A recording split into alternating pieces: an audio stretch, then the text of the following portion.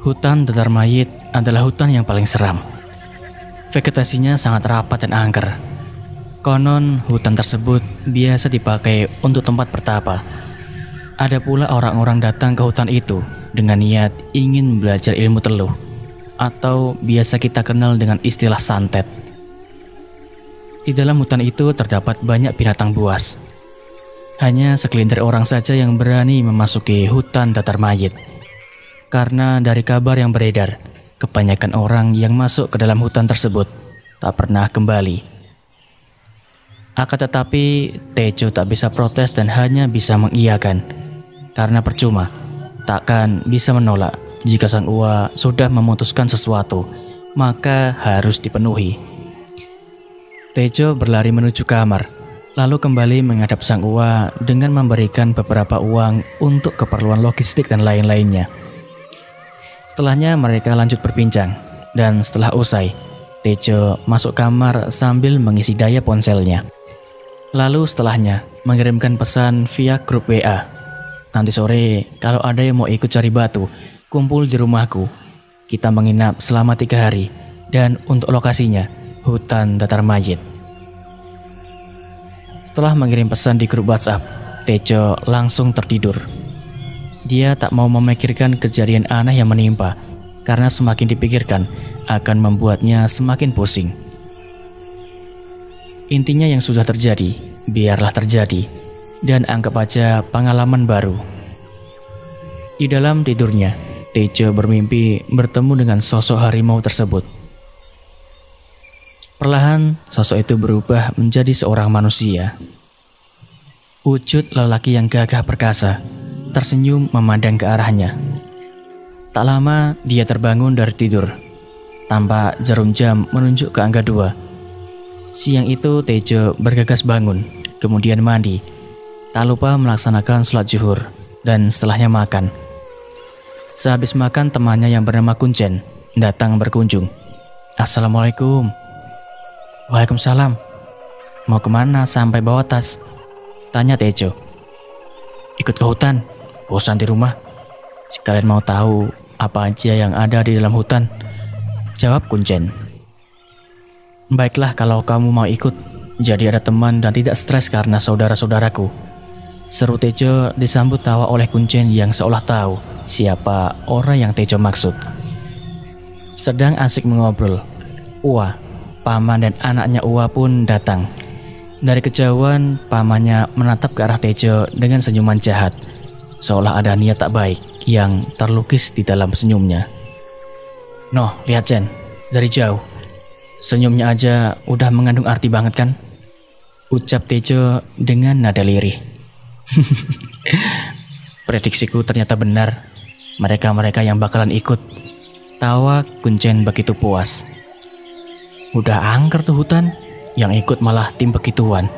Lengkap sudah penderitaan 3 hari ke depan, keluh Tejo. Ketiganya masuk ke dalam rumah, lalu mulai membahas perjalanan yang akan mereka lakukan. Mengecek segala keperluan logistik dan semacamnya. Rencananya, masuk hutan Tetar Mayit dengan membuka jalur baru. Mereka membawa parang atau golok, dan tugas itu dipercayakan kepada Erik dan Aupi. Ua Juman, salah satu kakak Buyana, orang yang paling disegani di kampungnya. Beliau pecinta alam dan sewaktu muda dulu pernah masuk pesantren gaib. Mang Erik, adik dari Buyana, sejak lulus sekolah dasar, dia mulai naik gunung dan setelahnya mendaki dijadikan hobi olehnya. Bukan hanya naik gunung, bahkan pernah hidup di dalam hutan selama 4 bulan. Orang terekstrim di keluarga Tejo dan sang paman ingin si Ijo ikuti jejaknya, akan tetapi Tejo tak mampu. Aupi, anak pertama Ua Juman, tak jauh berbeda dengan Mang Erik. Hanya aja tak se-ekstrim Mang Erik. Kuncen, dia sahabat Tejo sedari kecil. Orangnya pendiam, tetapi suka membuat Tejo jengkel. Mereka berdua pernah masuk pesantren dan kabur bersama meninggalkan pesantren tersebut. Pukul 4 sore, mereka mulai melakukan perjalanan. Namun sebelumnya, Tejo berpamitan dengan sang ibu, minta doa agar selamat sampai tujuan dan bisa kembali pulang dengan selamat pula. Dimulailah perjalanan mereka yang menempuh waktu sekitar 2 jam berjalan kaki. Selama dalam perjalanan menuju ke hutan, tidak ada kendala. Akan tetapi, di sepanjang perjalanan, Tejo terus berpikir dan takut jika ada suatu hal yang buruk menimpa saat sudah ada di dalam hutan. Terus terpikir alasan Uwak Juman mengajak ke hutan tersebut dan terus memikirkan soal mimpi yang dilihatnya. Pertanyaan demi pertanyaan berkecamuk di dalam kepalanya.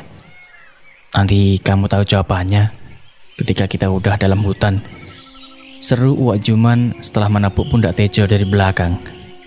Tejo kaget, tak bisa menjawab. Namun di dalam hati dia berkata, anjay ini aki-aki. Sakti bener, tahu isi hatiku. Mang Erik tertawa, padahal posisinya berada paling depan, seolah tahu apa yang Tejo pikirkan dan seolah mendengar apa yang Tejo ucapkan dalam hatinya. Secara tiba-tiba, Kuncen bertanya, memang kamu kenapa tertawa seorang diri? Habis menang lotre kali. Udahlah biarkan, ayo lanjut jalan. Jawab Tejo dan keduanya lanjut berjalan. Setelah menempuh perjalanan panjang tanpa adanya istirahat, sampailah mereka di perbatasan antara hutan dan kebun warga. Sontak Tejo merinding kala melihat ke arah hutan, karena tampak sosok tinggi besar berdiri di depan hutan, seperti seorang penjaga. Nyatanya bukan dia saja yang melihat sosok itu, karena Kuncen pun melihatnya. Lalu menarik tangan Tejo sambil berujar, Jo, apain tuh anjir? Oh, kamu lihat juga ya? Tanya Tejo enteng. Lihatlah, orang besar gitu. Aku belum masuk aja, tapi udah merinding anjir. Jawab Kuncen tergagap. Mungkin satpam kali, celetuk Tejo. Aopi langsung menimpali percakapan mereka. Kalian ngomong apa?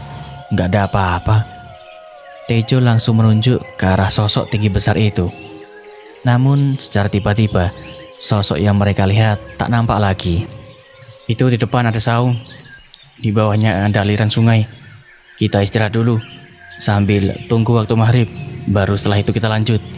Seru Uwak Juman dan semuanya mengiyakan. Setelah sampai di saung, mereka beristirahat. Tanpa disuruh, Kuncen menyalakan kompor, berniat masak air untuk membuat kopi. Sedangkan Mang Eri dan Wak Juman pergi entah kemana. Sambil menunggu air mendidih, Tejo mengambil rokok reteknya, menyalakan api rokok, menikmati setiap kepulan asap sambil bersandar di tiang saung. Matanya menatap jauh ke dalam hutan. Semakin ditatap, tampak banyak sosok lalu lalang. Kemudian sosok tinggi besar yang waktu itu tiba-tiba menghilang, kini hadir kembali, disertai kabut tebal menyelimuti seisi hutan. Sosok itu menatap Tejo tersenyum. Sosok tinggi besar kembali hilang, lenyap ditelan pekatnya kabut. Akan tetapi, sebelum sosok itu menghilang, Tejo memanggil Kuncen. Jen, coba kamu lihat hutannya, seru Tejo. Sontak Kuncen menatap ke arah hutan. Dia kaget kala melihat banyaknya sosok kuntilanak yang menutup pandangan. Astagfirullah, kuntilanaknya banyak sekali. Mau demo kali? Tanya Kuncen menatap Tejo bingung. Hah, kuntilanak? Itu kabut.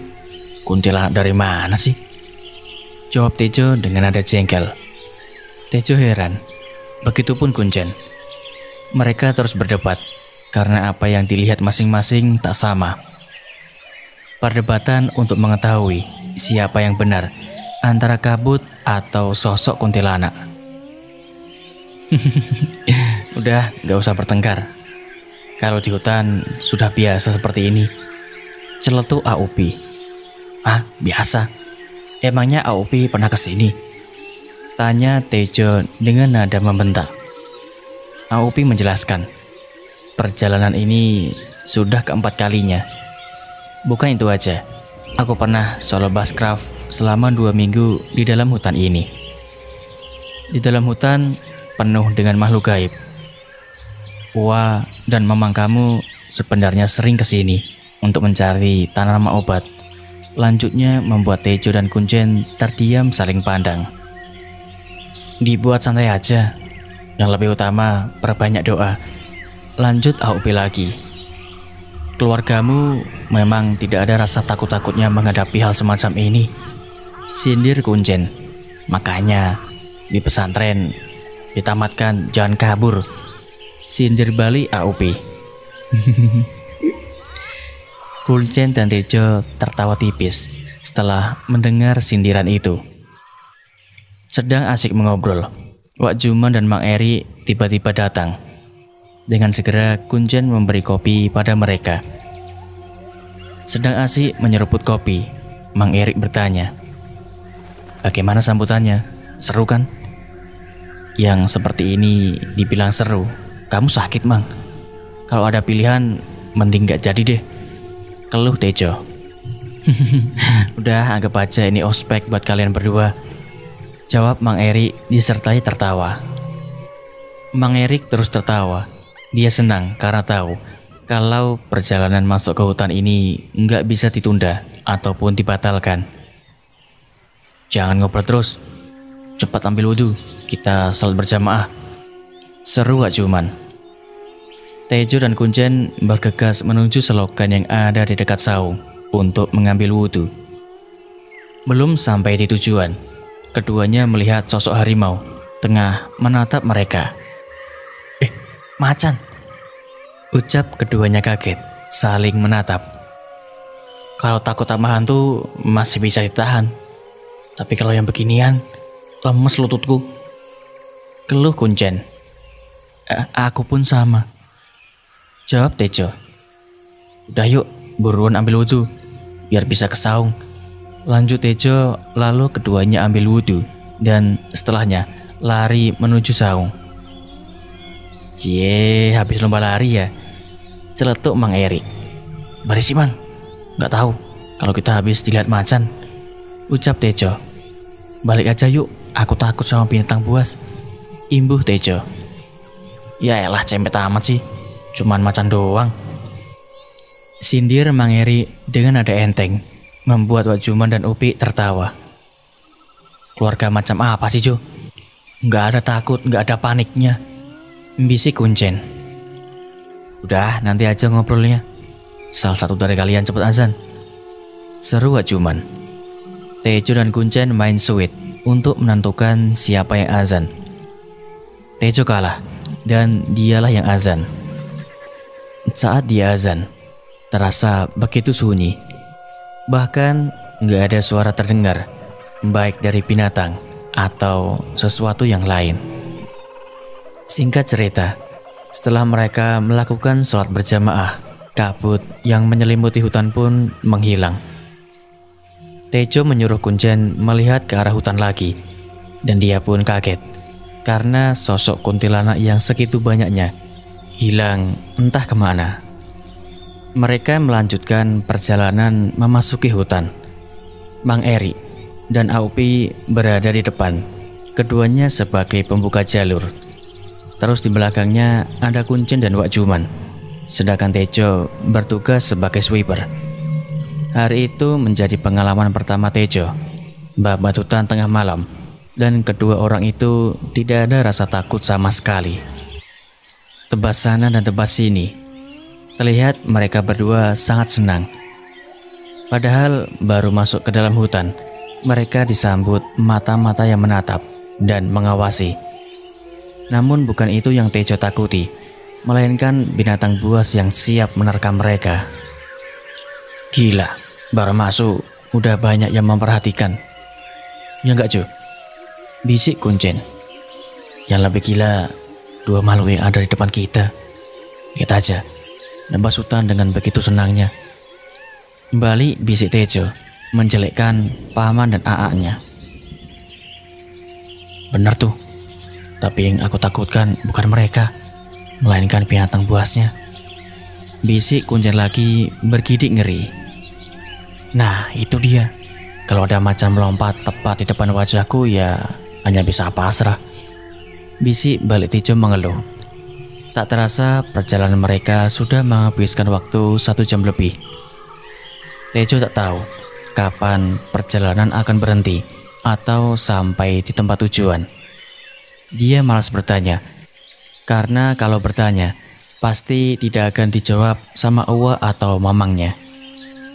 Ketika mereka masih berjalan, secara tiba-tiba Mang Eri menyuruh mereka untuk berhenti. Berhenti dulu. Tejo berpikir perjalanan mereka sudah sampai di lokasi yang dituju. Tetapi Mang Eri memperhatikan perjalanan, karena di depan mereka ada 2 sosok kuntilanak yang menghalangi jalan. Mang Eri melirik ke arah Wak Juman, seolah memberikan isyarat adanya sesuatu yang tak beres. Wak Juman segera maju ke depan guna menangani masalah tersebut. Akan tetapi langkahnya dihentikan oleh Tejo dengan melebarkan tangannya menghentikan langkah Wak Juman. Mereka saling tatap. Wak Juman berhenti dari langkahnya, dan dengan segera Tejo mengambil parang yang dipegang oleh Mang Eri. Yang beginian biar aku aja, Wak. Aku kesel sama makhluk yang satu ini, karena dari kemarin diganggu oleh sebangsanya. Seru Tejo memandang Wak Juman yang dibalas senyum olehnya. Tejo lalu menatap Kuncen, membuatnya mengangah kaget. Ternyata satu keluarga emang gila semua, celetuk Kuncen. Dengan langkah sombongnya, Tejo menghampiri 2 sosok itu sambil mengacungkan parangnya. Akan tetapi sosok itu tiba-tiba melayang, disertai lengkingan tertawa. Terbangnya 2 sosok kuntilanak membuat satu sosok yang awalnya tak terlihat jadi terlihat. Sosok yang ada di belakang kedua kuntilanak sebelum terbang.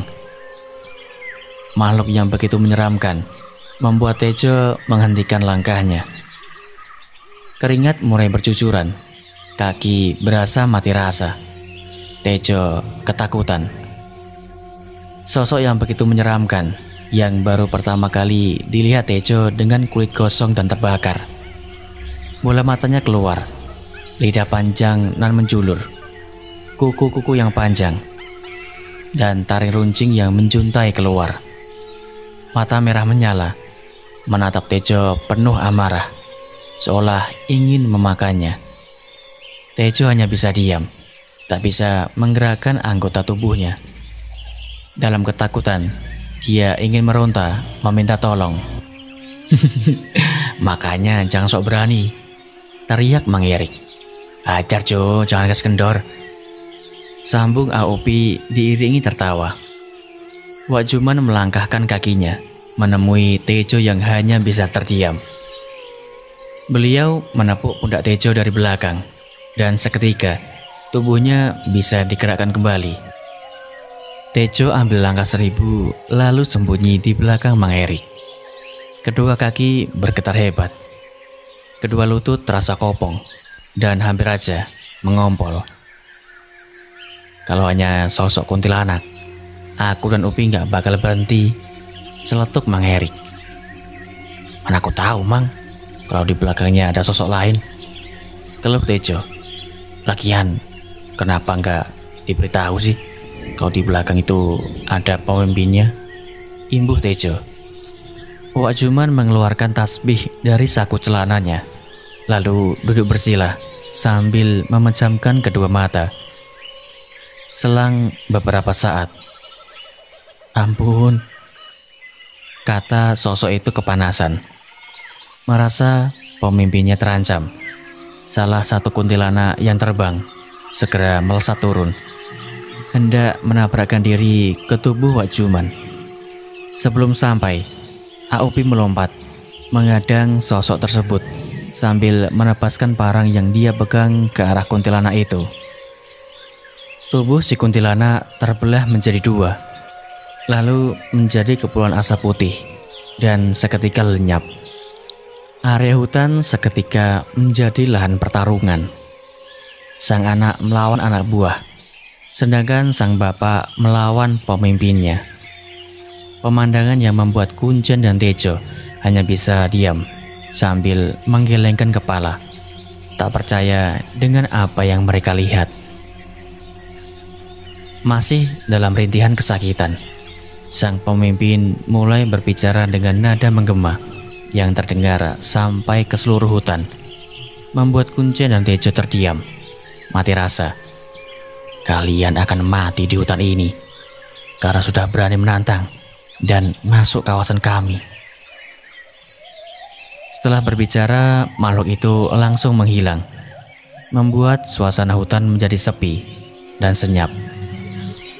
Setelah kedua makhluk itu pergi, Wak Juman membuka kedua mata. Wak Juman berdiri, memerintahkan Mang Erik untuk mencari tempat yang landai dan bermalam di sini. AOP ditugaskan mencari air. Wak Jumanlah yang memberikan lokasinya. Tanpa bertanya, seakan tahu dengan situasi dan kondisinya, Mang Erik dan AOP langsung bergegas menjalankan perintah Wak Juman. Sedangkan Tejo dan Kuncen hanya berdiri, masih belum percaya dengan kejadian yang barusan dilewati. Keduanya syok, teringat dengan ucapan sang makhluk pemimpin hutan. Apalagi ditambah Wak Juman kalau malam ini harus bersiap. Tejo menatap Wak Juman, tatapannya begitu serius. Dia menyadari bahwa malam ini akan lebih parah dari kejadian yang baru saja terlewatkan. Tanpa disadari, Tejo menitikkan air mata. Ia bertanya dalam hati, kedepannya bagaimana dengan nasibku? Selamat atau enggak ya? Tejo dan Kuncen pun syok, takut dengan apa yang akan terjadi. Wak Juman menatap keduanya, menenangkan mereka. Kalian jangan takut. Kita adalah makhluk yang lebih sempurna dari mereka. Berbanyak doa dan zikir agar makhluk seperti mereka nggak bisa menyakiti kalian. Jangan lupa minta tolong para Tuhan yang Maha Kuasa. Tejo dan Kuncen terdiam. Keduanya hanya bisa mendengarkan tanpa berucap satu kata pun. Wak Juman mengambil air, membacakan doa, lalu memberikan air tersebut kepada Tejo dan Kuncen. Dengan segera keduanya meminum air pemberian dari Wak Juman.